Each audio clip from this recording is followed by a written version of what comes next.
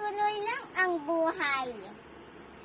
Dahil sa pandemya, lahat nagbago na.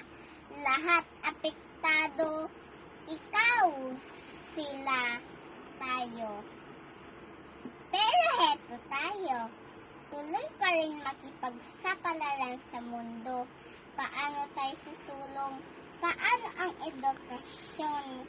Sana all may cellphone. Sana all may computer.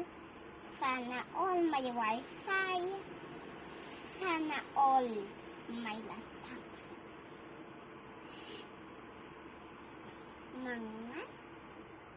Mga pangarap ang bawat mag-aaral para makasabay sa new normal. Mapapasana all ka, ngunit huwag kang mag-alala.